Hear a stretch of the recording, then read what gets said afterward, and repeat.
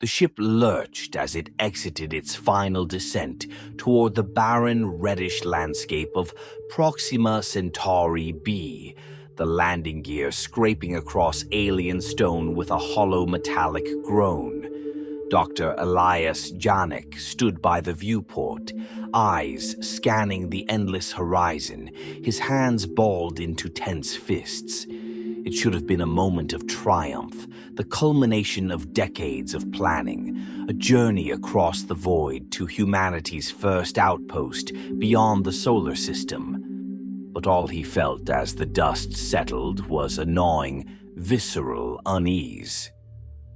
"Doctor," Yannick. No response from the colony, reported Nora Feng, his second-in-command. Her voice cracked slightly as she glanced at the blinking console. Not even a baseline signal. It's like they're gone. "That's impossible," he replied, his voice quieter than he intended. They'd received automated reports up until 6 months ago. There'd been no sign of struggle or illness, no indication that anything was wrong. His fingers hovered over the console, checking and rechecking frequencies. Static filled the cabin, an unbroken, grating hum that seemed to intensify the silence around them. Dr. Janik felt the eyes of the crew on him, some wary, others eager to step out into the unknown. He forced a calm nod. "We'll split into teams. If there's any chance they're still alive, we need to find them." The landing bay doors groaned open, and the team filtered into the alien air. They moved slowly, their footsteps swallowed by the dry, red dust that coated every surface like an ancient residue. The colony loomed ahead, a fortress of metal and glass that now seemed as lifeless as the planet it was built on. Sparse, flickering lights marked the perimeter, casting their shadows in eerie angles. Inside, the silence was deafening. Hallways that should have been filled with voices and movement were hollow and dark. They walked down corridors lined with darkened labs and sealed doors, finding abandoned personal belongings scattered on the floor, a child's stuffed animal, a lone shoe, a weathered photograph pinned to a wall. Each object added weight to the pervasive silence, the unsettling feeling that they were being watched by the very walls. "Are we sure this place is abandoned?" Malik, the youngest crew member, asked, his voice barely a whisper. Nora shot him a hard look. "No chatter. Stick to your section and report any—" A hiss cut her off. The lights flickered, casting the hall in brief flashes of illumination that revealed dust motes swirling, as if disturbed by unseen hands. Yannick caught a glimpse of something, a shadow moving out of the corner of his eye. He turned, but the space was empty. They finally reached the main control room, the heart of the colony, where dozens of screens and control panels blinked in disorganized patterns. It should have been familiar, with readouts and schematics of the base, but everything was scrambled, like a shattered mind trying to recall something it couldn't quite grasp. The screens displayed jumbled messages, half-formed words, and fragments of log entries. "I've got something here," Nora whispered, her fingers hovering over one of the touch screens. "It's a crew manifest." Yannick joined her, staring at the screen as it revealed a list of the colony's inhabitants. Each name was marked with a status indicator. Most displayed the word active in green, but a handful blinked in yellow, marked as unavailable. There were no markers for deceased, no logs of departure. It was as if the colonists were still here, waiting, somewhere beyond the reach of their senses. But the strangest thing was the date. According to the manifest, the colony's final activity log was from only 2 years prior. The hairs on Yannick's arms prickled as he did the math. They'd been receiving reports up until 6 months ago, meaning someone or something had been operating the base long after the last recorded log. A sudden crackling filled the air. Yannick jerked, his eyes darting to the comms device in his hand. A faint, rhythmic static pulsed through the channel, like distorted breathing or soft whispers. His name emerged from the static, faint and warped. "Ja, Nick." Nora's eyes met his, wide and fearful. "Who was that?" she asked, her voice barely above a whisper. "No one should be on this frequency," he replied, his grip tightening on the device. "I haven't even activated it." The whispered static faded, leaving behind an oppressive silence that clung to the room like a second skin. Every instinct in Yannick screamed to leave, but he knew he couldn't, not yet. They had to find answers, even if those answers defied reason. They pressed further into the colony, moving down the darkened hallways lined with silent labs and research chambers. Each room held traces of the people who once inhabited it. Half-finished experiments left in stasis tubes, lab coats still draped over chairs, personal items left on counters as if the owners had simply stepped out for a moment. But there was something wrong with the air here, something thick and heavy that seemed to press against their lungs, as if they were breathing in memories, fragments of lives lost and forgotten.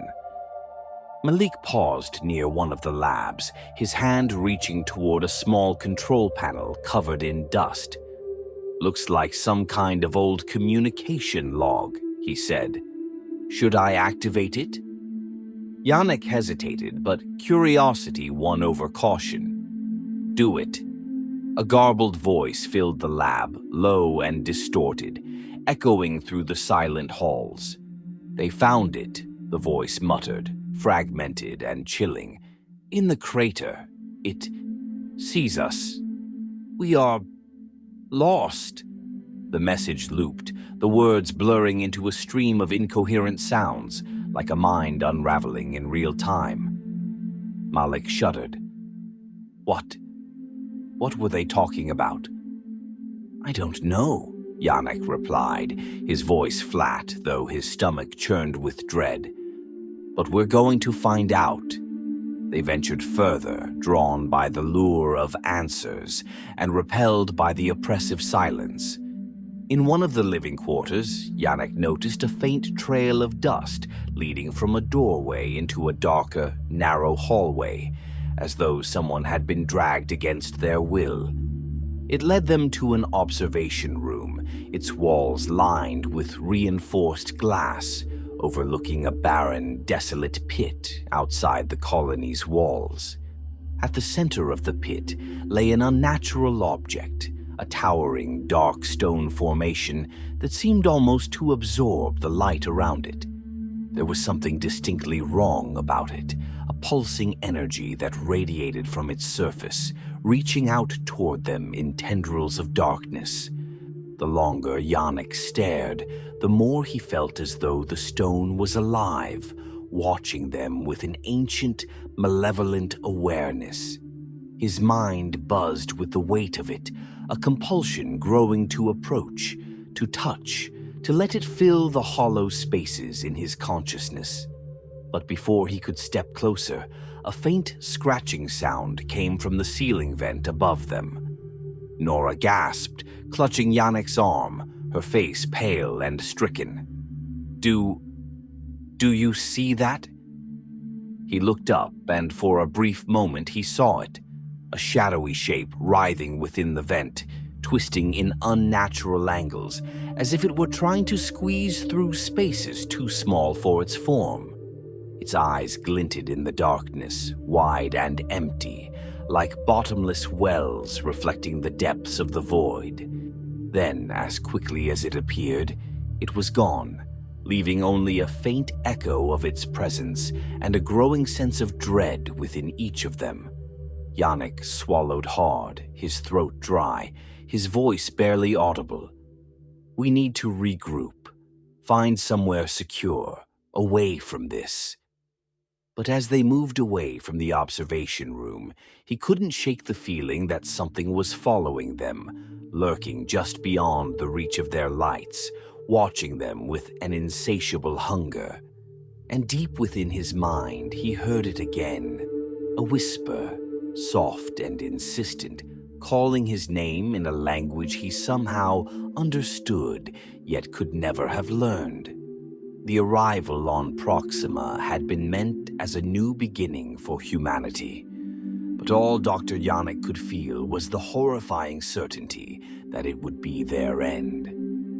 They huddled around a rusted metal door, its surface etched with strange markings, angular symbols scratched in haste as if to ward off something lurking just beyond.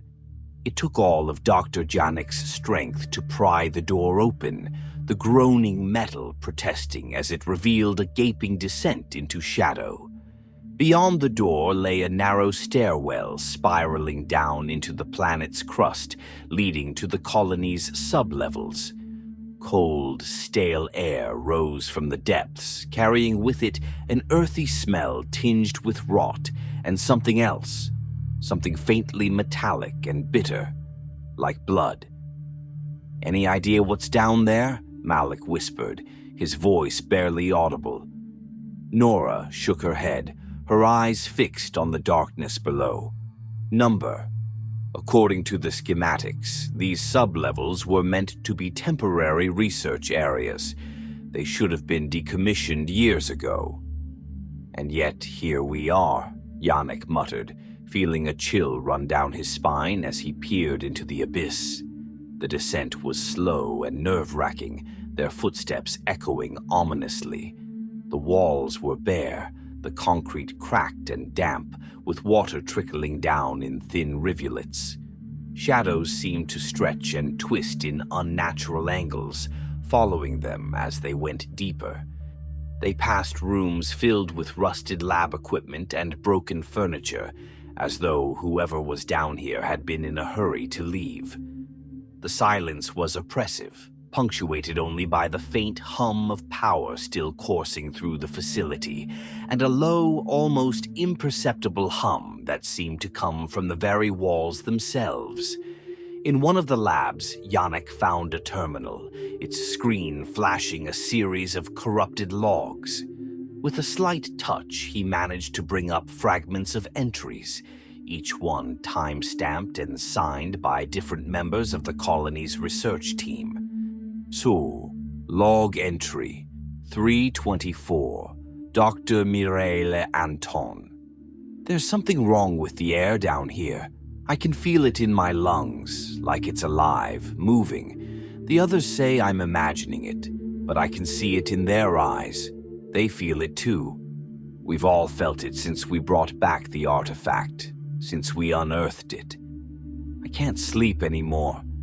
I keep hearing whispers in the dark, calling my name, promising something. I'm afraid of what it's turning us into." Nora looked over his shoulder, her face drawn tight. "What artifact? They never reported anything about an artifact." Yannick didn't respond, transfixed by the entry. He scrolled down to the next, a growing sense of dread building as he read. Log, entry 337, Dr. Alec Rahim. "Mireille is gone. We searched everywhere, but she's just gone. Last night I dreamt of the Obelisk. It was calling to me, promising knowledge, power, everything we've ever wanted to understand about this place, about the universe. But there was something wrong with it, something empty, like it's just a shell, a mouth waiting to devour. I woke up screaming, but the others, they were just staring at me, as if they knew something I didn't. I don't know who to trust anymore. I don't know if I can even trust myself." A shudder rippled through the group, as if the darkness surrounding them had tightened, closing in.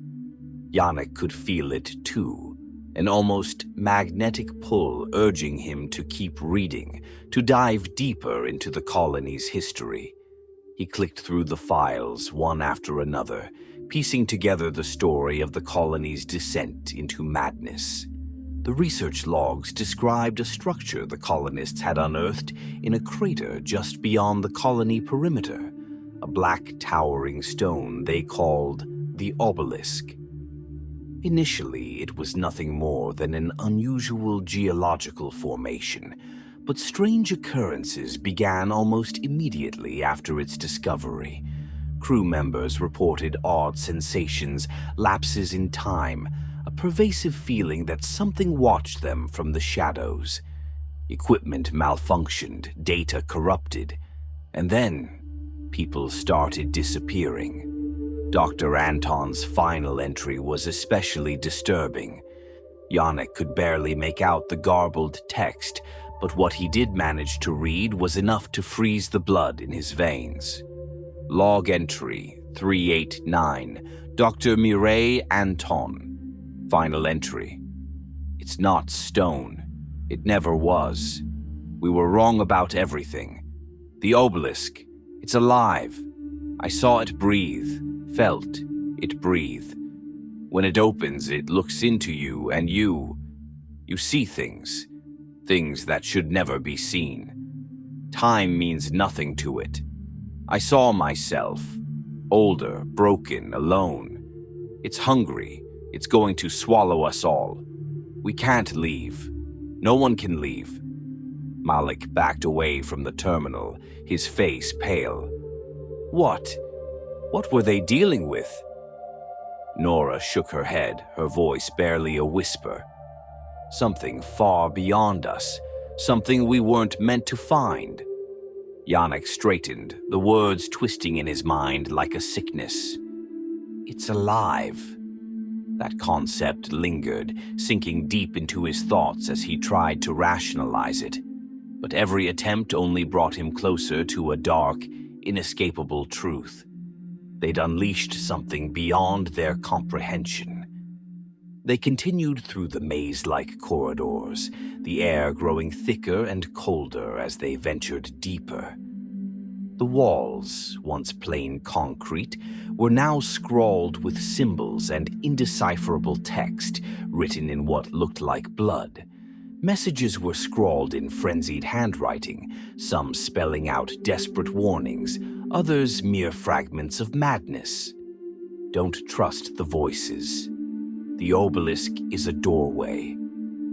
We are all lost here. It sees you. The atmosphere grew dense with despair, pressing against them like a physical force. Yannick's head pounded as he caught glimpses of faces in the dark, eyes watching from hidden corners, only to disappear the moment he turned his gaze. He could almost hear them, whispers, faint and seductive, promising answers and secrets if he would only listen. In one particularly secluded chamber, they found something that stopped them all cold. The room was filled with bodies, dozens of them, each twisted and distorted in death. They were dried husks, with skins stretched taut over skeletal remains, their faces frozen in expressions of pure terror. A thick layer of dust blanketed everything, the only witness to whatever horrors had transpired here. This wasn't in any of the records, Nora choked out, covering her mouth to stifle her nausea. They hid this from us. Yannick approached the nearest body, noting the strange symbols etched into its skin. It was as though they had been branded with the markings, as if the symbols themselves had spread like a disease across their bodies. The whispers grew louder as he examined the corpses, tantalizing, drawing him closer to the truth. They tried to stop it, he murmured, barely aware of his own words. They tried to contain it, to seal it off down here, but it was already too late. At that moment, a piercing scream echoed from somewhere deeper within the tunnels. Malik shot forward, fear wild in his eyes. That sounded like...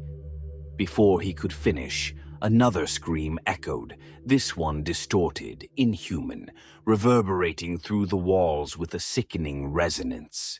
The team backed away, the reality settling on them like a weight they could no longer bear. They hurried through the maze of corridors, Malik muttering to himself, Nora casting fearful glances over her shoulder. Yannick could feel it too, a presence moving in the darkness, tracking them, its invisible fingers grazing their minds with promises of knowledge and oblivion. He felt a dark curiosity gnawing at him, urging him to stop, to turn back and look, to accept the answers he'd always sought. But he shook it off, refusing to give in, forcing his legs to move faster. They burst into a larger room, lit by dim emergency lights, and came face to face with an enormous sealed door.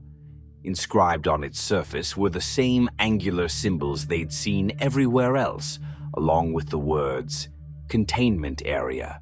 Do not enter." Nora's breath hitched as she read it aloud. Containment. What were they trying to keep in here? Without a word, Yannick placed his hand on the door. It was warm, pulsing beneath his touch, as though the metal itself was alive. His heart raced as he looked into the darkened corners of the room, the whispers growing louder, more insistent. But he couldn't look away from the door, from the lure of the forbidden knowledge it promised. He felt compelled to open it, to step into the dark and face whatever lay within. A part of him wanted to see it, to know the secrets hidden here, to understand the mysteries that had driven the colonists to madness. "Yannick," Nora whispered, her voice trembling. "We need to leave. Now." The whispering in his head grew frantic, filling his mind with visions of endless blackness, of stars and worlds consumed by an ancient, insatiable hunger. The obelisk, he realized, wasn't just an object. It was a gate, a doorway to something vast, eternal and malevolent. Nora grabbed his arm, breaking the spell. "Please, Yannick, we have to go." He blinked, the fog lifting, and nodded, forcing himself to pull away from the door. But as they turned to leave, the whispers followed, filling their minds with the crushing knowledge that they'd awakened something that had lain dormant, waiting for them. The colonists had discovered secrets that should have remained buried, and now those secrets were hungry, lurking just beneath the surface, waiting for the next soul to claim. They regrouped in the control room, the dim emergency lights casting eerie, elongated shadows that shifted with each flicker. The silence was heavier now, weighed down by the knowledge they'd uncovered, a knowledge that twisted and writhed in their minds, an infection they couldn't shake. Malik sat with his head in his hands, muttering quietly to himself, while Nora paced the room, her face pale and drawn, as if the air itself had begun to suffocate her. Yannick tried to steady his breathing, tried to ignore the whispers that had started as a faint hum, but now echoed through his mind, persistent and invasive, drilling into his thoughts like a parasite. The obelisk was no ordinary artifact, no relic of ancient stone. It was something alive, aware, lurking in the depths of this forsaken place. And it had been waiting. "How much longer can we ignore this?" Nora asked, her voice breaking the heavy silence. "We need to leave, Yannick. We need to go back to the ship and leave this place before it gets to us." "Leave?" Yannick echoed, his eyes distant, his voice hollow. He could feel it tugging at him, urging him to stay, to understand. "This is what you came here for," the whispers seemed to say. "This is the knowledge you sought." "We're not leaving without answers," he said, his words sounding almost foreign to his own ears. He knew he should listen to her, knew that leaving was their only sane option. But some part of him, something primal, instinctive, wanted to stay, to descend further. He looked at the others, gauging their reactions. Nora's face twisted in frustration, but Malik just sat, murmuring to himself, lost in whatever dark thoughts gripped him. Nora snapped, her voice almost a scream. "Answers? Look around you, Yannick. People are missing. This thing down here is doing something to us. To all of us. Malik hasn't said anything coherent in hours, and you..."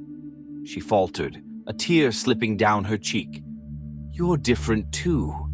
This place, it's changing us." But Yannick barely heard her.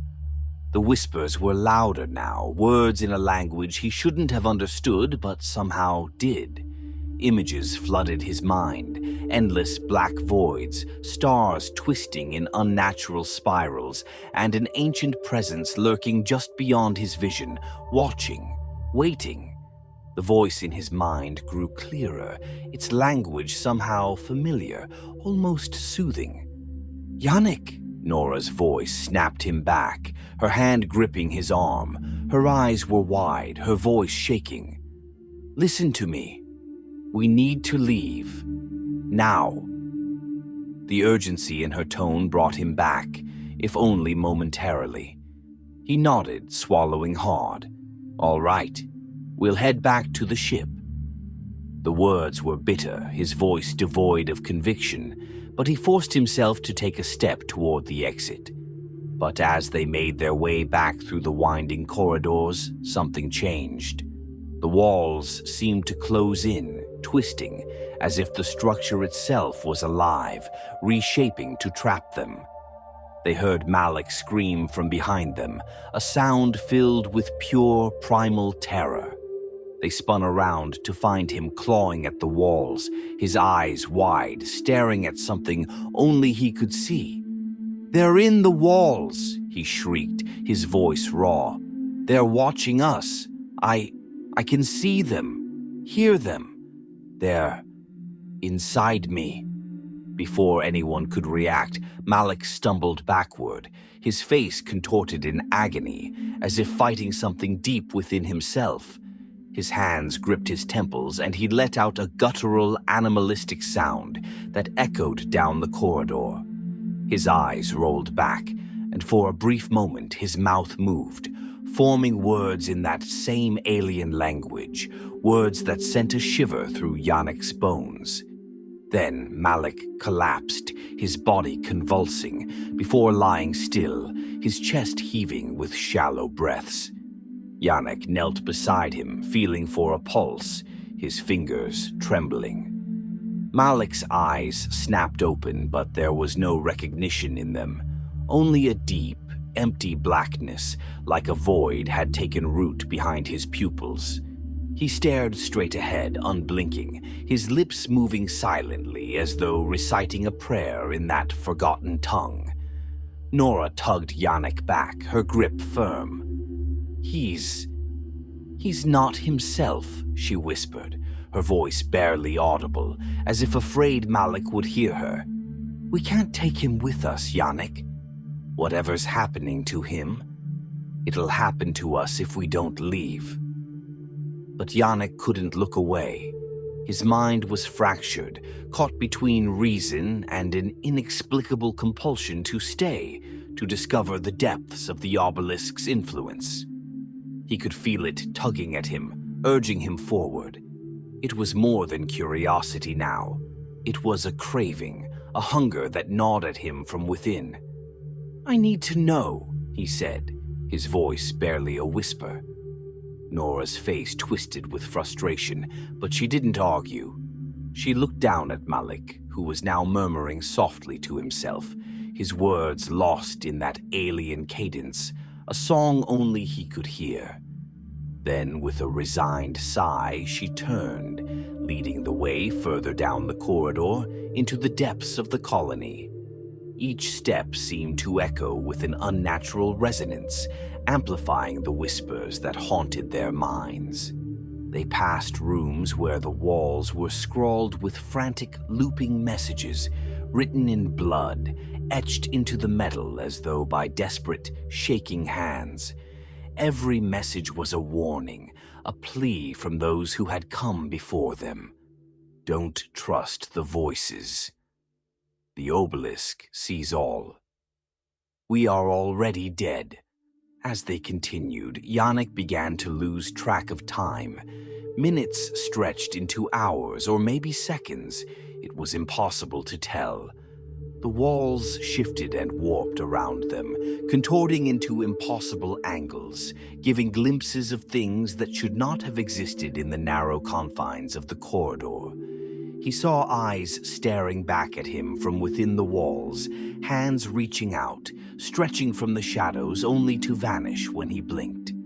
The darkness seemed thicker here, heavier, as if it was alive, pressing down on them with a malignant weight. Every now and then, he caught glimpses of movement, shadows darting just beyond his line of sight, faces flickering in and out of existence. Nora clutched his arm tightly, her breaths coming in short, panicked gasps, her eyes wide with terror. They finally reached a chamber, a massive cavernous room with walls that stretched into the darkness. At its center stood a pedestal, and on it lay a twisted, blackened form, a stone carved with markings so intricate and ancient they seemed to pulse with a life of their own. The obelisk, the thing that had driven the colony mad. A wave of nausea washed over Yannick as he stared at it, feeling its presence gnaw at his mind, pulling him closer. The symbols on its surface shifted, moving like living creatures, forming patterns that made no sense, yet felt disturbingly familiar. He stepped forward, his body moving of its own accord, the whispers in his head reaching a fever pitch. "Yannick, no!" Nora's voice broke through, but it sounded distant, almost unreal. He could see her reaching for him, but his gaze was fixed on the obelisk. Its surface twisted, showing him things, endless voids, stars collapsing, worlds consumed in darkness. It was a vision of something eternal, a being that devoured time, memory, life itself. And then he saw something else, his own face, hollow and gaunt, staring back at him from within the obelisk's reflection. His future, or perhaps his past, it was impossible to tell. The vision spoke, its voice an echo of his own, mingling with the whispers. "There is no escape," it said, its tone final, absolute. "You are already part of this. You were always meant to be." A hand yanked him back, breaking the trance. He stumbled, gasping for air, his mind reeling. Nora stood before him, her face twisted with fear, her grip tight on his arm. "We need to go," she said, her voice barely more than a whisper. He nodded, forcing himself to turn away from the obelisk, but the image lingered in his mind, a dark stain he couldn't erase. As they left the chamber, he heard it again, his own voice calling his name from the shadows, urging him to return, to surrender. It followed them down the corridors, growing louder, more insistent, as if it had taken root in his very soul. By the time they reached the surface, Yannick was barely himself. His thoughts were clouded, his vision hazy. He could feel the obelisk's pull even now, like an anchor dragging him back into the depths. Malik's vacant stare haunted him, and the alien whispers had become a part of him, a constant, unrelenting presence in his mind. As they stepped into the cold, lifeless air of Proxima Centauri b, he knew one thing with a sickening certainty. They might have escaped the depths of the colony, but the obelisk's influence had followed them. It had already taken hold, and it wasn't going to let them go. And in that moment, as the whispers grew louder, filling his mind with promises of secrets and shadows. Yannick understood the colony's fate. They were never meant to leave. The journey back to the surface was a feverish blur, time twisting into unrecognizable fragments.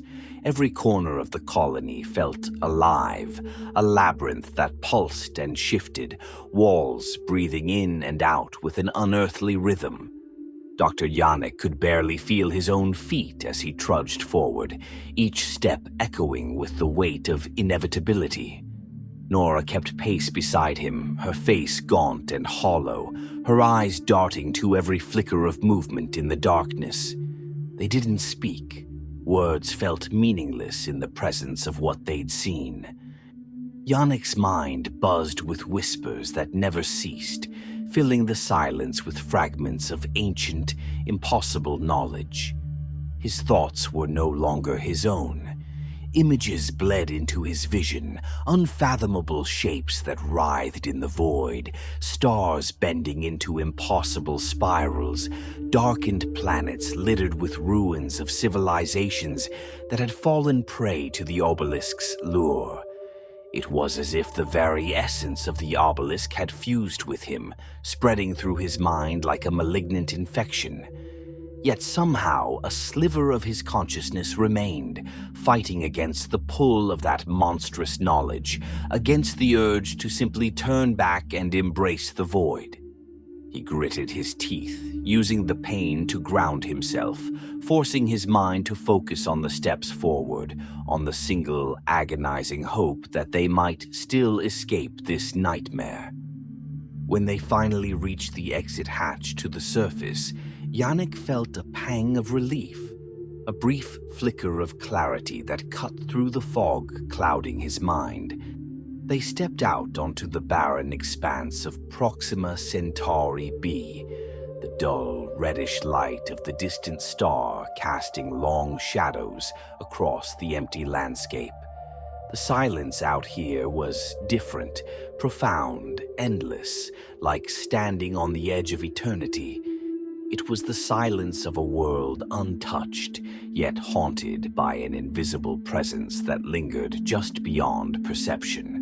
"We need to get back to the ship," Nora said, her voice barely more than a whisper, as if speaking too loudly would shatter the fragile calm.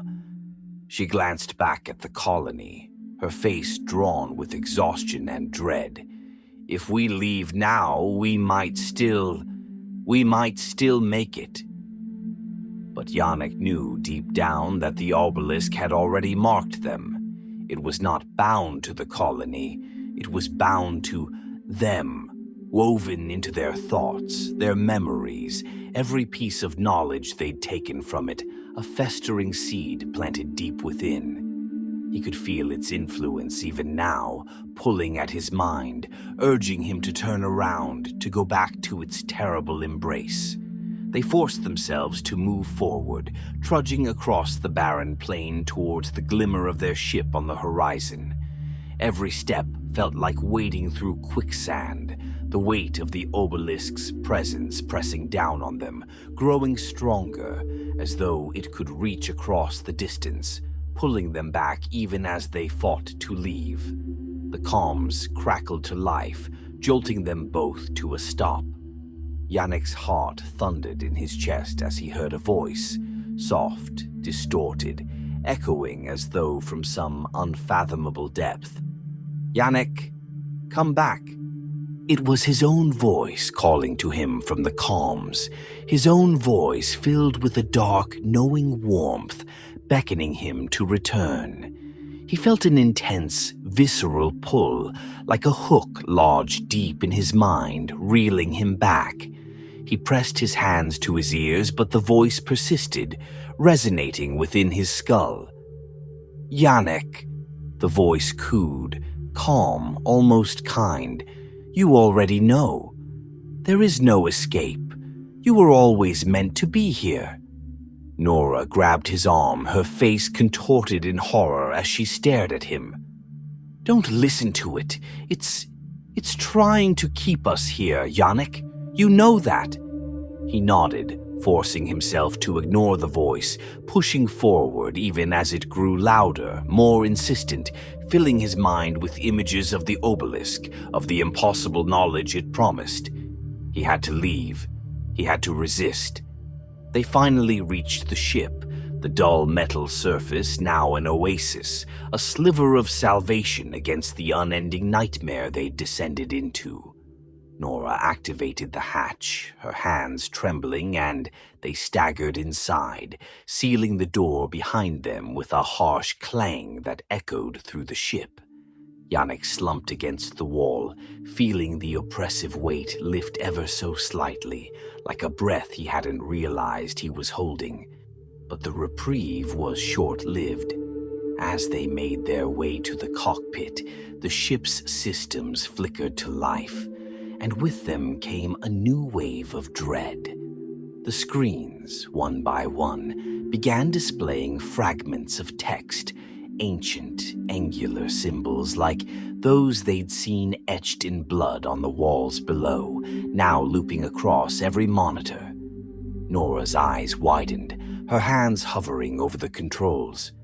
No, this isn't possible. It can't have followed us here.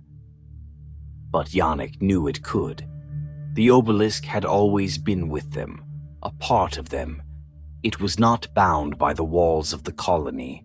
It was a consciousness older than time itself, a void that consumed everything it touched. It had infected them, planted itself in their minds, and now it was using their very memories to shape their reality. The ship's engines roared to life, the controls responding to Nora's desperate commands. Yet the screens continued to flicker, showing visions of the obelisk, its towering dark surface reaching out as if to consume them. Yannick could feel its presence within him, pulling him down, into the depths, into oblivion. As the ship launched, the weight of Proxima Centauri B's gravity pulling against them, the whispers grew louder, more insistent. Images flooded his mind, of stars collapsing, of worlds devoured, civilizations lost to the obelisk's endless hunger. It was a being that had existed since the dawn of time, a darkness that transcended understanding. And now it had them. Yannick, the voice in his mind whispered, soft, insidious. You have seen. You have understood. You cannot escape. He pressed his hands to his temples, trying to drown it out, but it was inescapable, burrowing deeper, sinking into his very soul. Beside him, Nora's face twisted with despair as she fought to maintain control of the ship, her breaths ragged, her knuckles white as she gripped the controls. Stay with me, Yannick, she said, her voice shaking. We're going to make it. We're going to leave this nightmare behind. But Yannick could feel it, the truth gnawing at him, a certainty that hollowed him out from the inside. The obelisk wasn't something they could escape. It wasn't a place or a structure. It was a presence, a darkness that lived in them now, part of their consciousness, a silent passenger that would follow them wherever they went. They broke free from the planet's atmosphere, the stars stretching out before them in a brilliant, unfeeling expanse. But even as the void opened before them, Yannick knew they would never truly be free. He could feel the obelisk within him, a shadow cast across his mind, watching, waiting. The comms crackled again, and this time the voice was clearer, more insistent. His own voice coming from the dark recesses of his mind. You are part of us now. Nora turned to him, her face drawn and pale, and in that moment he saw the same truth reflected in her eyes. She knew, as he did, that the obelisk would never let them go, that they would carry its influence, its darkness, with them until the end of their lives. They were infected, changed, marked by a force that would haunt them wherever they went. The ship's lights dimmed, flickering as though the darkness itself had seeped into its circuits. Yannick could feel the whispers growing, filling the air around him, sinking into the ship, into every piece of equipment, every wire and circuit. The Obelisk was with them, a silent passenger in the dark. Nora's voice broke through the silence, trembling, barely more than a whisper. "Yannick, what do we do now?" He looked out at the vast expanse before them, a universe that felt colder, emptier than ever before. He felt the weight of the Obelisk's knowledge pressing down on him, the dark truth of what they had uncovered, of the endless hunger lurking in the void. "We keep going," he said, his voice hollow, knowing that their journey was far from over. "But it's already part of us. We can't escape it." They stared out into the void, feeling the presence within them, a darkness that stretched back through endless eons, a hunger that would never be satisfied. They were part of it now, bound to the Obelisk's will, to its eternal shadow. As they drifted into the cold, silent expanse of space, Yannick felt the last remnants of hope fade away, replaced by a vast, consuming dread. The Obelisk's whispers filled his mind, a song of despair and darkness that he knew he would carry with him forever. The ship's lights dimmed completely, leaving them in darkness, drifting through the void, lost in the depths of a nightmare that would never end. The Obelisk had claimed them, and somewhere in the endless reaches of space, it waited, patient and unfeeling, for the next to fall into its shadow.